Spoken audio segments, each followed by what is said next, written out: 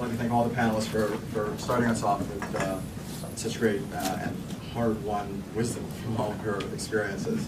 And I'd like to start off just with a question for all of you to answer. And it's definitely going to be probably the most uncomfortable one of the evening.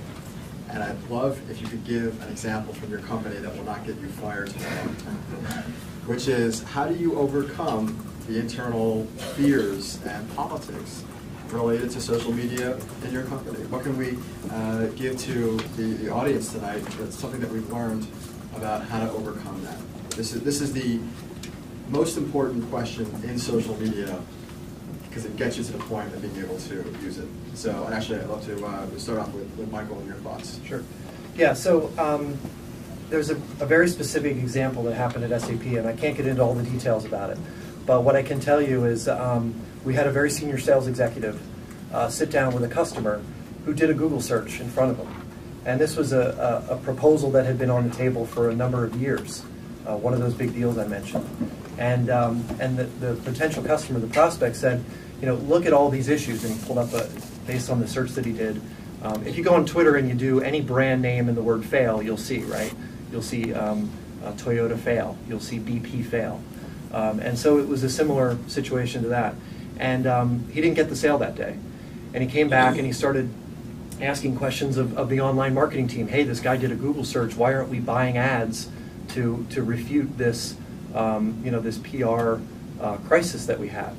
And so after a large amount of education on the differences between organic and paid search and what's social media versus paid media, finally got him to understand that anyone in the world can go in, create a blog post, write a Twitter chat, comment, etc., to essentially drag your company's name through the mud. And so you need to be part of that conversation, not to refute, but to begin to engage with customers. And that's how we really got it. It was executive buy-in is kind of the short answer, but through the fear of that bad customer experience.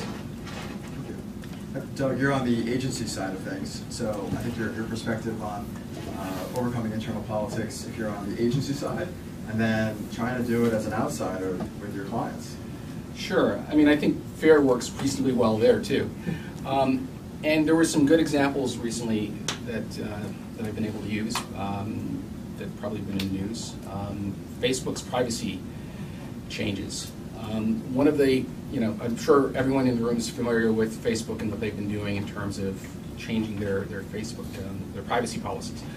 One of the changes one of the things that those changes enabled was that it really exposed what people were saying about brands, and in very public ways. So if I can't name any of my clients who had this experience, but if I put in the name of one of my clients, rather than their Facebook page that didn't exist because they hadn't actually built a Facebook page yet, there were now 9 other Facebook pages that had their name.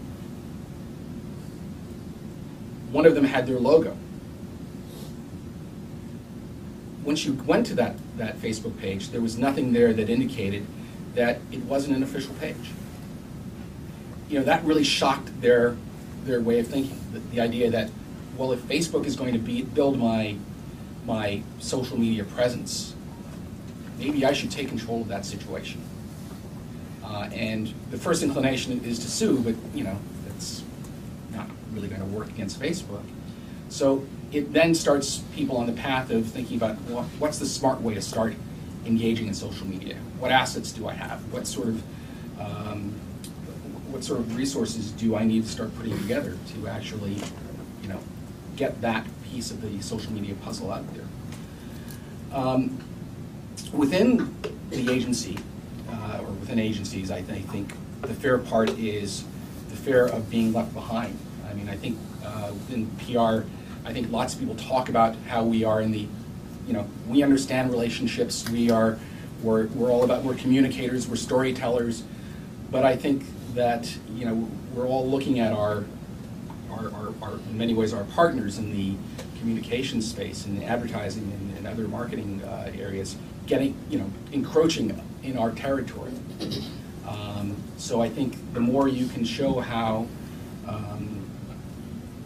you can really, leverage the tools of social media and digital, marketing and engagement, and adapt that to the traditions of PR. I think the easier it is for people to overcome their fears. And that was long-winded, but. Well, it sounds like so far we've got fear. Fear? Fear as sort of the ultimate cut through the politics and fears. Jonathan, is that true from your perspective? I think it is in most cases. I think for Capgemini and for hopefully many of the companies in this room, it's actually the opposite of a fear, but trust.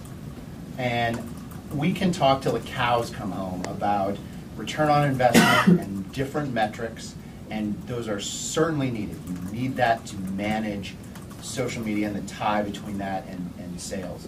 However, with social media being in its infancy, I think the very best way to get buy-in on this is to really cultivate a personal relationship with senior management. We would not, I could write up dozens of business cases for a program that we're doing at Capgemini. If I did not have a personal relationship with our CEO, it would not get implemented. And at some extent, we have to have the trust of those senior leadership. I think the second thing that I would just add is cost.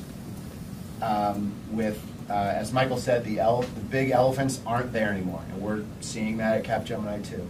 And with that, we need to be able to go to our senior management and say that we have plans for marketing programs and structure that is very scalable, and that is very guerrilla, and that is very cost effective. And that gets you in the door. Obviously, this is about growing revenue and growth, but the cost equation of this should not be ignored.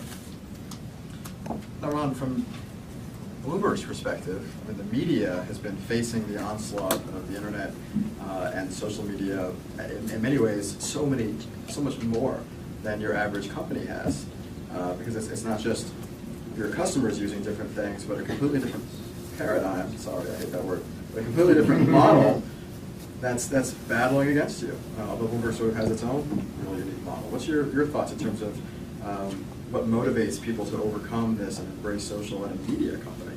Well, the first consideration is that with a media company, let's take Bloomberg for example. Bloomberg operates on several core principles, not the least of which are accuracy, integrity, and transparency. And so when you speak to somebody about accuracy, which involves reporting news in an unbiased manner, having it be supported by sources and facts, and then you say, and put it into 140 characters or less, it doesn't actually go together. And so, quite frankly, there are people who are not social media fans, even within my company. And so you have to say to yourself, okay, so what can we do that keeps some people who are concerned, not afraid, but concerned about social media use, happy while, and this is something that's also very true, there's a pent-up demand by our associates and employees to be active on social media, to be out there. And so the approach we're taking is small baby steps, if you will, proofs of concept. As an example, the World Economic Forum in Davos in January, Bloomberg had a large team over there, I think the second largest team covering the events. And for the first time, we not only encouraged the anchors to be on Twitter, we promoted the fact that they were on Twitter. That was a giant step for the company.